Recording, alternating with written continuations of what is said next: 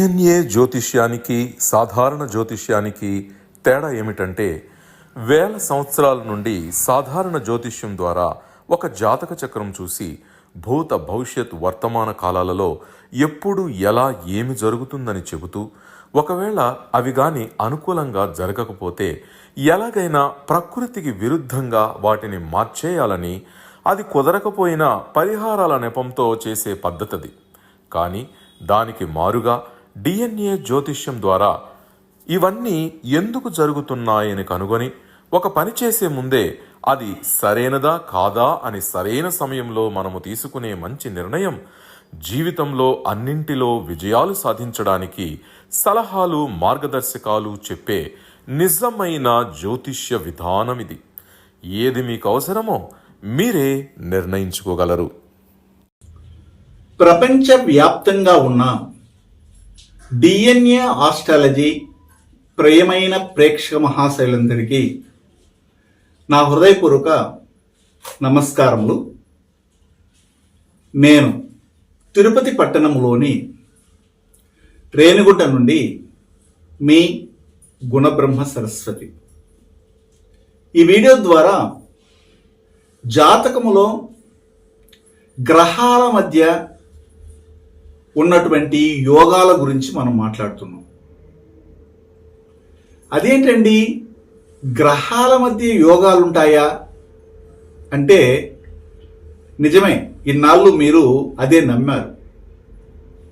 ఎలా అంటే, రెండు గ్రహాలు కానీ ఏదేని ఒక భావంలో, మూడు గ్రహాలు కానీ ఏదేని ఒక భావంలో, నాలుగు గ్రహాలు కానీ ఏదేని ఒక భావంలో, ఇలా 5 గ్రహాలు, 6 గ్రహాలు, 7 గ్రహాలు, 8 గ్రహాలు కూడాను ఏదైనా ఒక భావంలో ఉన్నప్పుడు చాలా గొప్పగా ఉంటారు వీరు, మంచి స్థాయిలోకి వెళ్తారు, వీరికి ఆ యోగం ఉంది ఈ యోగం ఉంది అని చెప్పి మనకు నేర్పించారు. దానిని బేస్ చేసుకుని మనకు ఇంత యోగ జాతకులము, మనం యోగశాలిలము అని అనుకునేవారు. కానీ యాక్చువల్గా వారి జీవితంలో జరుగుతున్న అంశాలు వేరేగా ఉంటాయి. అందులో ప్రప్రదంగా చెప్పే యోగాలు కొన్ని ఉన్నాయి. అందులో గ్రహాలు మధ్య యుద్ధమని, గ్రహాలు 45 రోజుల పాటు కుజుడు స్తంభించాడని, లేకపోతే ఒక గ్రహం ఇంకొక గ్రహాన్ని తాకుతూ తక్కువ డిగ్రీలో ఏర్పడింది కాబట్టి అక్కడ అది యోగ జాతకంగా మారిందని, అందులో సూర్యుడు బుధుడు కలిస్తే బుధాదిత్య యోగమని, లేదా గురువు చంద్రులు కలిస్తే గజకేసరి యోగమని, ఇలాగ రుచిక యోగమని, హంస యోగమని, మాలవ్య యోగమని, రకరకాల యోగాల గురించి మనం చదువుకుంటాము, నేర్చుకుంటాం. కానీ మాకు గజకేసరి యోగం అని చెప్పారండి, మాకు మాలవ్య యోగం అని చెప్పారండి, రుచిక యోగం అని చెప్పారండి, హంస యోగం అని చెప్పారండి, కానీ ఏమీ జరగలేదండి, సతికలపడి ఉన్నామండి, మా జీవితాలు ఎందుకురా ఈ జీవితం అన్నట్లుగా రోసిపోయిందండి, విరక్తి వైరాగ్యాలతో జీవిస్తున్నామండి అనేవాళ్ళు కోకొల్లలు. కొంతమంది పారిజాత యోగం అండి, లక్ష్మీనారాయణ యోగం అండి అంటున్నారు. ఏంటి ఈ గ్రహాల మధ్యలో ఉన్న యోగాలు ఏమిటని మనము డిఎన్ఏ ఆస్ట్రాలజీ ప్రకారంగా ఏమైనా వాటి గురించి తెలుసుకోగలమని కూడా అడుగుతున్న వారు ఉన్నారు. ఇప్పుడు ఆ విధంగా మనమైతే ఇలాంటి విషయాల్ని ఈ యొక్క గ్రహాల మధ్య ఉన్న సంబంధాలను బట్టి చెప్తాము అన్నదాన్ని మనము క్లుప్తంగా తెలుసుకో. అన్ని గ్రంథాలలో కూడా జాతక పరిశీలన చేసేటప్పుడు జ్యోతిషాస్త్ర పరిశీలకులు ఏం చెప్తున్నారు? గురువు శుభగ్రహము, శుక్రుడు శుభగ్రహము, అలాగే పాపలతో కలవనటువంటి బుధుడు శుభగ్రహము, వృద్ధి చంద్రుడు శుభగ్రహము అని చెప్తున్నారు. వక్రి పొందినటువంటి గ్రహము లేదా పరివర్తన పొందిన గ్రహము, ఉచ్చగ్రహము, నీచగ్రహము, ఇలాగా వాటికి పేర్లు పెట్టి ఆ జాతకాలను పరిశీలించినప్పుడు మీకు మీ జాతకంలో ఉచ్చగ్రహాలు 3 ఉన్నాయండి, 4 ఉన్నాయని చెప్పి వాళ్ళని కొండ మీదకి పైకి లేపేస్తారు. శ్రీరామచంద్రుడు అంతటి మహానుభావునికే 5 ఉచ్చగ్రహాలు ఉన్నప్పుడు ఆ మహానుభావుడు పుట్టాడు. కానీ ఆ మహానుభావునికి ఉన్నటువంటి కష్టాలు, ఆయన పడ్డ కష్టాలు అన్నీ విన్నా. అందుకే చెప్తుంటారు, నీ కష్టాల్లో ఉన్నాయనండి అని ఎవరైనా అడిగితే, అయ్యా నువ్వు రాముడి కంటే ఏమైనా గొప్పవాడివా? రాముడు దేవుడు అనిపించుకునే అతనే అన్ని కష్టాలు పడ్డాడు కదా. మరి రాముడు ఎందుకు 5 గ్రహాలని ఉచ్చగలిగినప్పుడు సమయంలో పుట్టి అన్ని కష్టాలు అనుభవించాడు? అప్పుడు ఏమి పని చేస్తా ఉంది అనే విషయాల్ని మనం చర్చించాలి కదా. కాబట్టి ఈరోజు కొద్ది గొప్ప కొన్ని రహస్యాల్ని మనం చర్చిద్దాం. అందులో నేను చెప్పుకున్నటువంటి ఈ విషయాలన్నీ కూడా ఎక్కడ చెప్పబడిందో మీకు అర్థమై ఉంటుంది. కానీ మనం చెప్పుకోబోయే విషయాలు ఎక్కడ చెప్పబడ్డాయంటే, ఏ గ్రంథాల్లో ఉన్నాయంటే ఏ గ్రంథాల్లో లేనివి. మనం నిత్యము జాతకాలను చూస్తున్నప్పుడు వారు అనుభవిస్తున్నటువంటి కష్టాలు, బాధలు, ఇబ్బందులు, తాకడలను గురించి మనం పరిశీలించినప్పుడు అందినటువంటి సమాచారం ఇది అనుభవం. అనుభవానికి మించినటువంటి గ్రంథాలు ఏమీ లేవు. అయితే మనం పఠనము ద్వారా, చదవడం ద్వారా, లేదా పూర్వకులు రాసిపెట్టిన గ్రంథాల ద్వారా పొందినటువంటి జ్ఞానము అది రాతపూర్వకంగానే ఒక వాక్య రూపంలోనే ఉండిపోయింది. కానీ మానవ జీవితంలో అది పెద్దగా మార్పులనైతే తీసుకురాలేదు అనేది నా అభిప్రాయం. అయితే ఇప్పుడు మీరు చెప్పాల్సింది చెప్పండి గురువుగారు, ఎందుకు ఇంత టైం తీసుకుంటున్నారు అనేసి ఆలోచిస్తున్నారు కదా. నిజమే. ఇప్పుడు మనం అందులోకి వెళ్దాం. ఉదాహరణకి మీ జాతకంలో 12 భావాలు ఉంటాయి. ఈ 12 భావాల్లో ఏదో ఒక భావములో 2 గ్రహాలు లేదా 3 గ్రహాలు 4 గ్రహాలు కలిసి ఉన్నాయి. అయితే కలయికను మనము నిర్ధారణ చేయాలంటే 2 గ్రహాల మధ్యలో ముందు గ్రహం ఏది, తర్వాత గ్రహం ఏది అనేది మనం గ్రహించాలి. అప్పుడు దానిని తెలుసుకోవాలంటే ఆ గ్రహాలు ఆ భావంలోకి వచ్చినప్పుడు ఒక్కొక్క భావంలో 30 డిగ్రీలు ఉన్నప్పుడు ఆ గ్రహం ఎన్ని డిగ్రీలు తీసుకునింది, ఇంకొక గ్రహం ఎన్ని డిగ్రీలు తీసుకునింది, ఈ గ్రహానికి ఇంకొక గ్రహానికి మధ్యలో 10 డిగ్రీల కంటే తక్కువ ఉందా వ్యత్యాసము, లేదా 0 నుంచి 5 డిగ్రీల కంటే తక్కువ వ్యత్యాసం ఉందా, ఈ విషయాలని రెండింటిని మనం లెక్కలోకి తీసుకోవాలి. దానిని గ్రహ యోగము అంటాం, ప్లానెట్స్ అసోసియేషన్ అంటారు. అలా ప్లానెట్స్ అసోసియేట్ అయినప్పుడు ఏ గ్రహము ఏ గ్రహాన్ని తాకుతుంది, అప్పుడు వాటిని యుతి అంటాం. 10 డిగ్రీలు లేదా 5 డిగ్రీల కంటే తక్కువ ఉంటే దాన్ని మనం యుతిగా తీసుకుంటున్నాం, కలయికగా తీసుకుంటున్నాం, ఒక యోగంగా తీసుకుంటున్నాం. 0 నుండి 5 డిగ్రీలు ఉంటే అది బలమైనటువంటి యుతిగాను, 0 నుండి 10 డిగ్రీలో ఉంటే అది దానికంటే కొంచెం బలహీనంగా ఉన్నట్టుగా తీసుకుంటాం. కానీ 0 డిగ్రీల నుండి 15 డిగ్రీలు 10 డిగ్రీల కంటే ఎక్కువ ఉంటే దాన్ని మనము కలయికగా తీసుకోవటం లేదు. కానీ నాడీ జ్యోతిష్యంలో పరిశీలించినట్లయితే ఒక గ్రహము ఒక భావంలో ఉంది, ఇంకొక గ్రహం ఇంకొక భావంలో ఉంది. ఆ 2 గ్రహాల మధ్యలో ఉన్నటువంటి భావాలు ఖాళీగా ఉన్నాయి. అది 3 భావాలు ఖాళీగా ఉన్నాయా 4 భావాలు ఖాళీగా ఉన్నాయా అవసరం లేదు. కానీ వారు ఏం చేస్తారంటే ఆ గ్రహం అక్కడ సింగిల్గా ఉంది, ఈ గ్రహం 3 గతుల తర్వాత ఉంది కాబట్టి ఈ రెండింటికి కంజంక్షన్ పెట్టి వాళ్ళు జాతకాన్ని చెప్తారు. కానీ మనం అలా చెప్పటం లేదు. అది కొన్ని చోట్ల మాత్రమే అది కరెక్ట్ అవుతా ఉంది, అన్ని చోట్ల కరెక్ట్ కావటం లేదు. కాబట్టి ఇక్కడ మనం పరిశీలించాల్సిన అంశం ఏమిటంటే, ఒక గ్రహము ఉదాహరణకి గురువు అనుకుందాం. గురువు అనే గ్రహము ఒక భావములో ఉండి దానికంటే ముందు శని గ్రహం అనేది ఉంది అనుకుందాం. అంటే ఉదాహరణకి మీరు డిగ్రీలో చెప్తే అర్థమవుతుంది.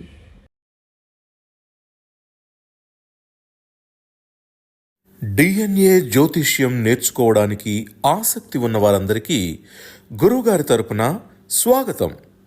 దైవజ్ఞ శ్రీ గుణబ్రహ్మ సరస్వతి గారి నుండి ఆన్లైన్ ఆడియో క్లాసుల ద్వారా అద్భుతమైన ఈ వంశపారంపర్య జ్యోతిష్యంను బేసిక్స్ నుండి అడ్వాన్స్ వరకు నేర్చుకోవాలంటే మీరు ఒక్కసారిగా ఫీజు చెల్లించేస్తే మిమ్మల్ని డిఎన్ఏ వాట్సాప్ గ్రూప్లో యాడ్ చేసినప్పటి నుండి మీ జీవితకాలం డిఎన్ఏ జ్యోతిష్యానికి సంబంధించిన క్రొత్త అప్డేట్స్ని ఆ వాట్సాప్ గ్రూప్లో నిరంతరం పొందవచ్చు.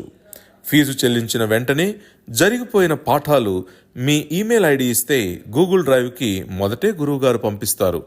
అందులో మీకేదైనా డౌట్స్ వస్తే జూమ్ క్లాస్లో గురువుగారే స్వయంగా క్లియర్ చేస్తారు. పీడిఎఫ్ కానీ ప్రింటింగ్ మెటీరియల్ కానీ ఇవ్వబడదని గమనించగలరు. గురువు అనే గ్రహము 12 డిగ్రీలో ఉంది, కానీ శని అనే గ్రహము 5 డిగ్రీలో ఉంది. అప్పుడు ఏది ముందు ఉంది? 12 డిగ్రీల్లో ఉన్నటువంటి గురువు అనే గ్రహం ముందుంది. దాన్ని తాకడానికి 5 డిగ్రీలో ఉన్నటువంటి ఈ శని అనే గ్రహము దగ్గరకు వస్తా ఉంది. ఎందుకంటే ఈ 2 గ్రహాలు కూడాను సవ్య గోచారం చేస్తాయి. సవ్య గోచారం అంటే క్లాక్ వైజ్ డైరెక్షన్లోనే ప్రయాణం చేస్తాయి. కాబట్టి అప్పుడు ఆ జాతకులకు ఏమి యోగం ఉంది, ఏమి జరుగుతుంది, ఏం పాజిటివ్ ఉంటుంది, ఏం నెగిటివ్ ఉంటుంది, ఎందులో జాగ్రత్త పడాలి అన్న విషయాల్ని మన డిఎన్ఏ కాన్సెప్ట్ ప్రకారంగా చెప్తాం. అప్పుడు ఏం చేస్తామంటే శని అనే గ్రహము అంటే ఇక్కడ ఏది లగ్నం ఏమిటి, రాశి ఏమిటి, వీటి గురించి మనం చెప్పటం లేదు. జనరల్ కాన్సెప్ట్గా మనం మాట్లాడుతున్నాం. ఒకవేళ లగ్నంగా ఏదైనా ఒక లాన్ని మనం నిర్ధారణ చేసినప్పుడు ఆ లగ్నములో నుండి శని ఎన్నవ భావానికి అధిపతి, ఏ భావాలకి అధిపతి అనేది మనం చూస్తాం. ఆ కాన్సెప్ట్ గురించి మనం తర్వాత వచ్చే ఎపిసోడ్లో మనం చూద్దాం. ఇప్పుడు జనరల్గా ఎవరైనా జాతకాన్ని ఇలా ఓపెన్ చేసిన వెంటనే ఆ గురుశనులు కలిసి ఉన్నారండి, ఇది ఏమి యోగం అండి అని అడుగుతారు. కొంతమంది జాతకాలు చెప్పించుకునేటప్పుడు మొత్తం అంతా కంప్లీట్గా అయిన తర్వాత ఓకేనండి, ఓవరాల్గా మా అబ్బాయి జాతకం కానీ లేదా నా జాతకం కానీ లేదా మా అమ్మాయి జాతకం కానీ ఏ గ్రహాలు మనకి యోగిస్తున్నాయండి, ఏదైనా యోగాలు ఉన్నాయండి అని అడుగుతారు. ఇవన్నీ మన పూర్వీకులు మనకి చెప్పేసి వెళ్ళిన విషయాలు. కానీ యాక్చువల్గా ఒక జాతకము చెడ్డదని ఒక జాతకము మంచిదని ఉండదు, రెండు మిక్స్ అయి ఉంటాయి. నా దృష్టిలోనైతే ఏ జాతకమైనా మంచిదే. ఎలా మంచిది, ఎప్పుడు మంచిది అవుతుందంటే ఆ జాతకంలో ఇవ్వబడినటువంటి అంశాలని అర్థం చేసుకుని మనకి ఏ ఆప్షన్స్ అయితే ఆ జాతకం పొందుపరచబడిందో మన పుట్టే సమయానికి ఆ ఆప్షన్స్ మాత్రమే అనుసరించి మీరు ముందుకు వెళ్ళగలిగితే జీవితకాలం అంతా మీకు మంచి జరుగుతుందండి. లేదు ఆ జాతకంలో నాకు పర్మిషనే లేదు, ఆప్షనే లేదు, కానీ నేను దాన్ని అందుకోవడానికి ఒక పరిహారం చేసేసి దాన్ని సాధిస్తాను అంటే అది జరగదు. ఎట్టి పరిస్థితుల్లో మీరు సుఖంగా ఉండలేరు.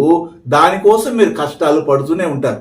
అప్పుడు నిర్ణయించాలి ఏమిటంటే నా జాతకం మంచిదా, నా జాతకం చెడ్డదా అని. కానీ నా దృష్టిలో ఏ జాతకమైనా మంచిదే. ఎందుకంటే మనం గృహంలో ఉన్నామండి, లేదా మీ శరీరంలో ఒక ఆత్మ ఉందండి. అప్పుడు మీ శరీరం మీకు మంచిదా కాదంటే నా శరీరం మంచిది కాదండి, నువ్వు మంచివాడే కాదంటే నేను చెడ్డాన్ని నేను చెప్తాను, మీరు చెప్పరు. మీకోసం అనేది ఒక జాతకం ఏర్పడింది.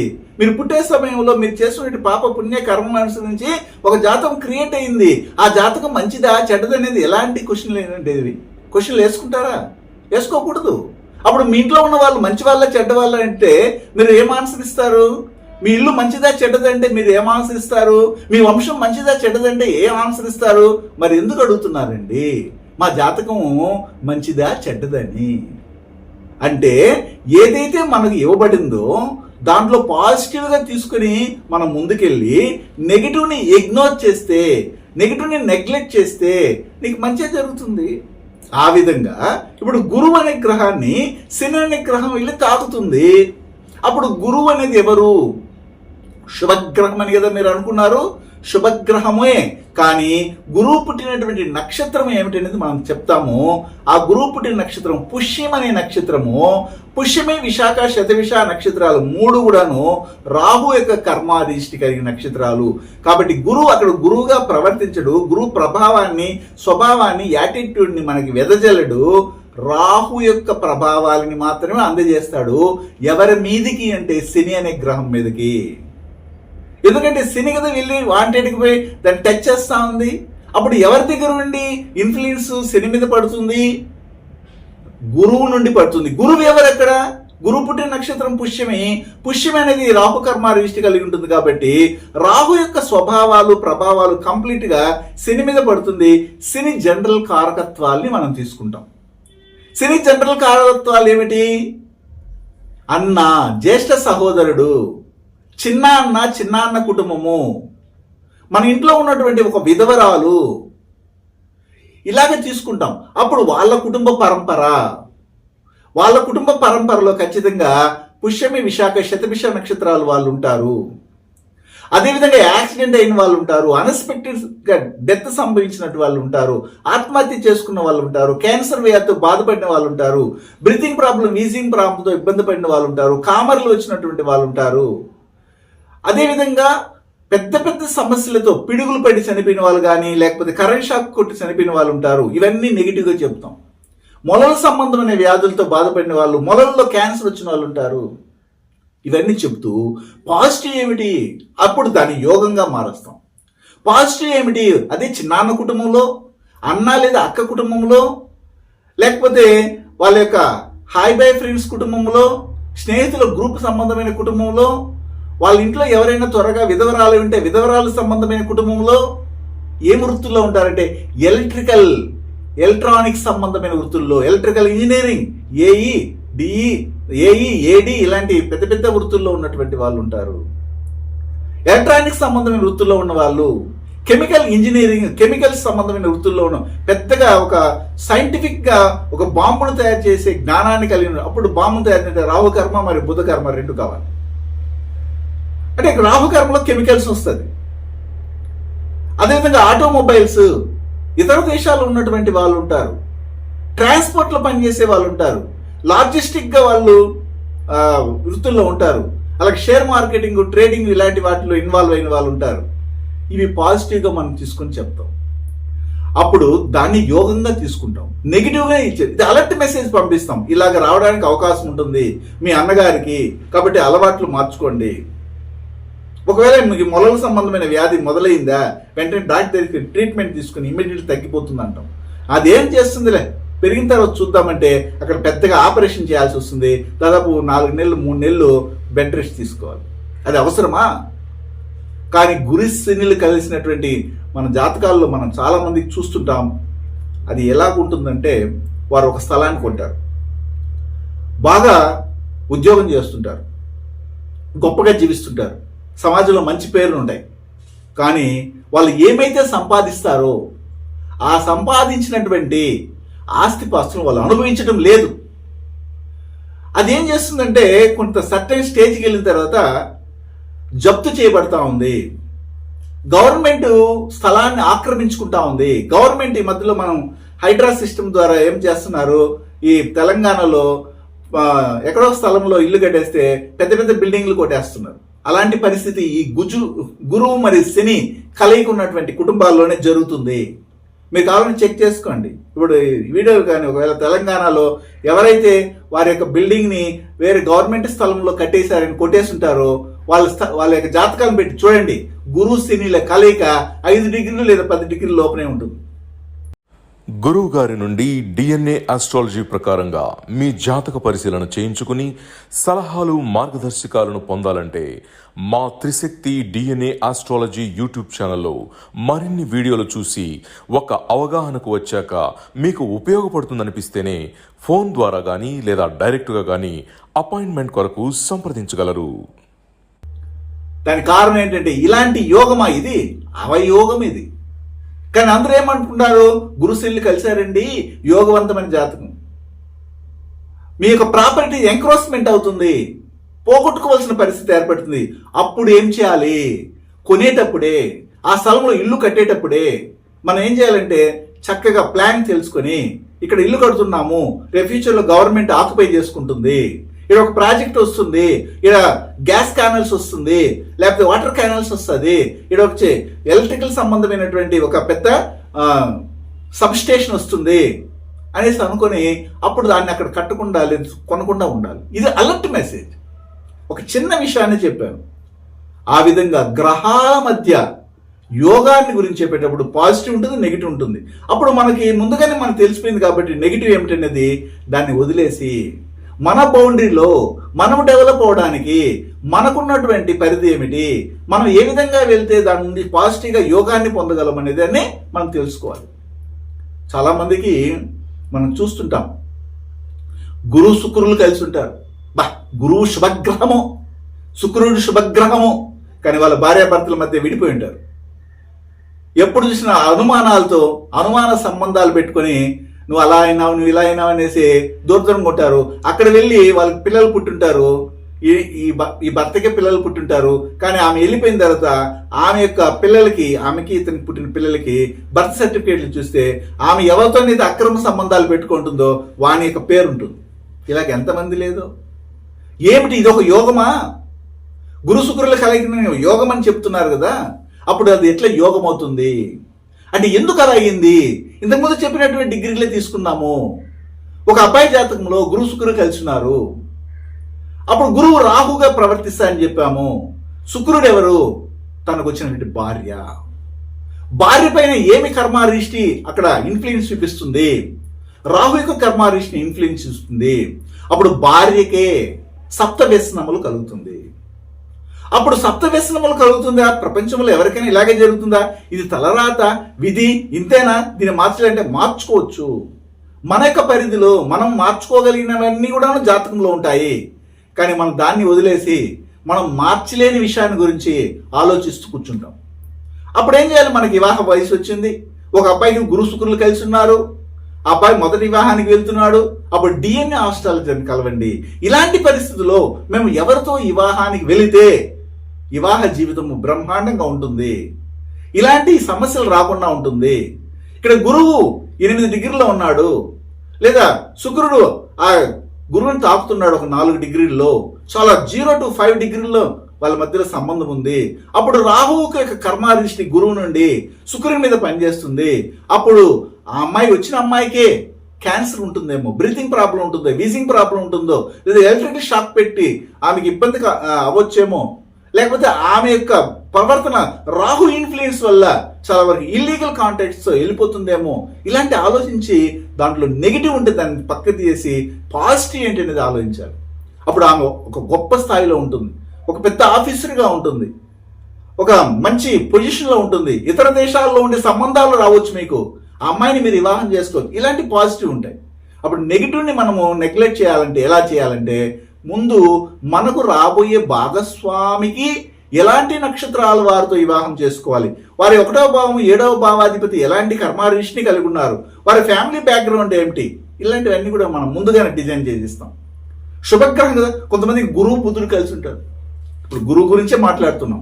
నెక్స్ట్ వేరే వీడియోలో ఇంకొక గ్రహం గురించి తీసుకుందాం. గురువు బుధుడు కలిసి ఉన్నాం. బుధుడు ఎవరు ఇక్కడ? బుధుడు ఎవరు?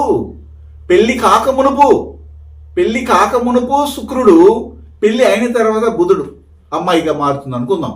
అప్పుడు పెళ్లి అయిన తర్వాత ఆమెలో ప్రవర్తనలు తేడా రావచ్చు. ఎందుకు? గురు బుధులు కలిసి ఉన్నారు కాబట్టి. అప్పుడు వారు అనుమానించడం. ఇప్పుడు జనరల్గా ఒక కుటుంబంలో అనుమానం అనేది ఒకసారి స్టార్ట్ అయిపోయిందంటే అది జీవితకాలము ఒక షుగర్ లాగా, ఒక క్యాన్సర్ లాగా వ్యాపించి ఆ వ్యక్తి నాశనమైనంత వరకు వదలదు.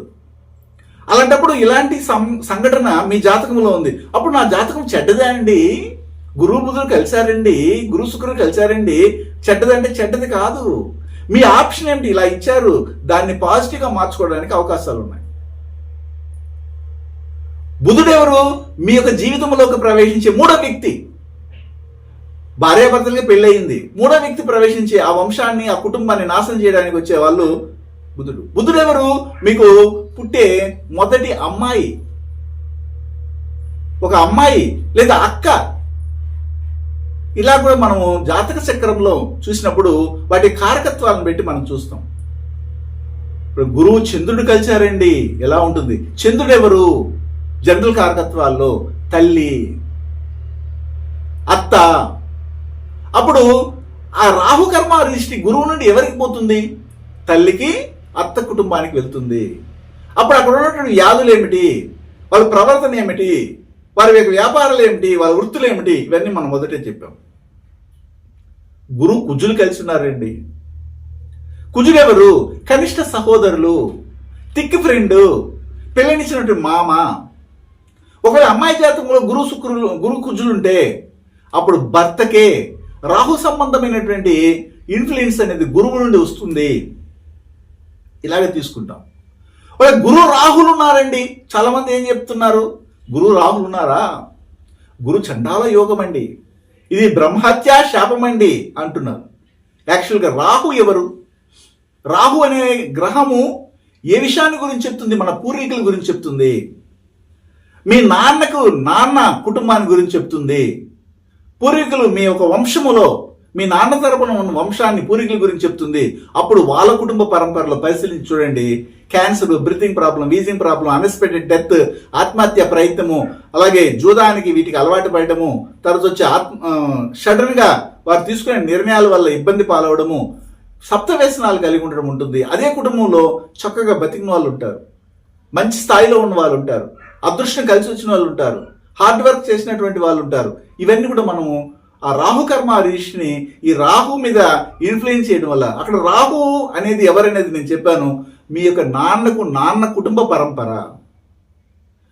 అది గురు కేతులు కలిస్తే కొంతమంది చెప్తున్నారు బ్రహ్మచర్య యోగం అండి, వీళ్ళకి పెళ్ళే జరగదండి, ఒకవేళ పెళ్లి జరిగితే కానీ ఉండరండి, ఇది గౌతమ బుద్ధుని జాతకం అండి, ఇలాగ చెప్పేస్తున్నారు. అది కరెక్ట్ కాదు. అక్కడ రాహు యొక్క ఇన్ఫ్లుయెన్స్ వాళ్ళ అమ్మ కుటుంబ పరంపర పూర్వీకుల మీద పనిచేస్తుంది. అక్కడ కేతుని అలా తీసుకుంటాము. అదేవిధంగా గురువు కేతులు కలవడం వల్ల జనరల్గా ఏం చేస్తుంది, గురువు అనేది రాహు కర్మను తెలియజేస్తే కేతుని సూర్యకర్మను తెలియజేస్తుంది. కాబట్టి రెండు అంతకంటే ఎక్కువ వివాహాలను కూడా అది ప్రేరణ చేస్తుందని చెప్తుంటాం. అలాగే గురు శని చెప్పాం, గురు శుక్రులు చెప్పాం, గురు బుధులు చెప్పాం, గురు కుచులు చెప్పాం, గురు చంద్రులు చెప్పాం, అలాగే గురు కేతు గురించి చెప్పాం. అంటే ఈ విధంగా గురువు ఇతర గ్రహాలతో కంజంక్ట్ అయినప్పుడు గురువుకు ఉన్నటువంటి రాహుకర్మ ఇన్ఫ్లుయెన్స్ ఆ గ్రహాలని తాకినప్పుడు ఆ గ్రహాల యొక్క బాంధవ్యాలు, ఆ గ్రహాల యొక్క కారకత్వాలు ఏ విధంగా తాకడలను పొందుతున్నాయి, ఇబ్బందులను పొందుతున్నాయి, సమస్యపూర్వకంగా తయారవుతా ఉంది, అది యోగంగా మార్చుకోవడం ఎలా అన్న విషయాలన్నీ చెప్తాం. కాబట్టి ఇలాగ మనం ఒక్కొక్క గ్రహం తీసుకుంటాం. ఒక జాతకంలో గ్రహాల మధ్య ఇలాంటి యోగము, అది యోగమా లేదా అవయోగమా, అది ఎవరి చేతిలో ఉంది, మనము మన అదుపులో తీసుకోవడం ఎలా, మన కంట్రోల్లో పెట్టుకోవడం ఎలా, ఇన్ని విషయాలని డిఎన్ఏ ఆస్ట్రాలజీ కూలంకషంగా తెలియజేస్తుంది. కానీ వీటన్నిటిని తెలుసుకోవాలంటే ఏం చేయాలంటే మీ జాతకాలని ఓపికగా ముందర పెట్టుకోండి. జాతక చక్రంలో ఏవి ఎన్ని డిగ్రీల్లో ఉన్నాయో చూడండి. ఊరికే గురువు శనులు కలిశారండి అని మాకు కామెంట్ పెట్టకండి. ఆ గురువు ఎన్ని డిగ్రీలో ఉన్నారు, శని ఎన్ని డిగ్రీలో ఉన్నారు. ఒకవేళ శని ముందుగా వెళ్తూ గురువు వచ్చి తాకితే అప్పుడు శని పుట్టిన నక్షత్రము రేవతి నక్షత్రము, రేవతి నక్షత్రానికి కుజకర్మ రిజిస్ట్ ఉంటుంది. అప్పుడు కుజుని యొక్క కర్మ రిజిస్ట్ అంతా కూడా గురువుని తాకుతుంది. గురువు ఎవరంటే సంతానము, సంతానంగానే మనం తీసుకుంటాం. అప్పుడు సంతానానికి ఖచ్చితంగా కృత్తిక, పుబ్బ, మూల, రేవతి నక్షత్రాల్లో ఏమి రాశిపడి నక్షత్రము, లగ్న పాయింట్ పడిన లగ్నాధిపతి పడి నక్షత్రాలు పుడతారు. వారి కోపం అధికంగా ఉంటుంది. వారు చెప్పిన మాట మీరు వినాలి కానీ వారు మీ మాట వినరు. ఇలాగా మనము ఒక్కొక్క జాతకాన్ని పరిశీలించినప్పుడు ఏది యోగంగా ఉంది, ఏది అవయోగంగా ఉంది, దేన్ని మనము కంట్రోల్ చేయగలము, ఏ విధంగా మనం మార్చుకుంటే ముందుకెళ్ళగలము, అదృష్టాన్ని మనం పొందగలము, ఇన్ని విషయాల్ని మనము డిఎన్ఏ ఆస్ట్రాలజీ ప్రకారంగా చర్చిస్తుంటాం. శుభం.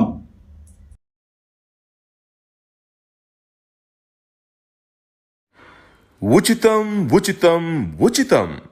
పూర్తిగా 24 కర్మ విమోచన హోమాలు ఉచితం. హిమాలయాలలోని యతీంద్రులు అవధూతలచే మహామంత్రోపదేశం పొంది వారి గురు పరంపరలో దైవజ్ఞ శ్రీ గుణబ్రహ్మ సరస్వతి గారు అధర్వణ వేద దక్షిణాచార పద్ధతి ద్వారా పూర్వం వశిష్ఠ వాల్మీకాది ఋషులు చేసిన విధంగా ప్రతి శుక్రవారం విలువ కట్టలేని అమూల్యమైన 24 హోమాలను ఏకకాలంలో ఒకే హోమగుండంలో గత 24 సంవత్సరాలుగా లోక కళ్యాణం కొరకు కర్మ విమోచన హోమక్రియను చేస్తూ నమ్మి వచ్చిన నిజమైన భక్తులకు శ్రీ జగన్మాత కృపతో మంచి చేస్తున్నారు. ఇటువంటి హోమాలలో ఉచితంగా పాల్గొని కర్మ విమోచన పొందాలనే ఆసక్తి ఉన్నవారు కనీసం 1 నెల ముందుగానే గోత్రనామాలను నమోదు చేసుకోగలరు. అడ్రస్ శ్రీ త్రిశక్తి పూజా మందిర్, తిరుపతి దగ్గర, రేణిగుంట, ఆంధ్రప్రదేశ్.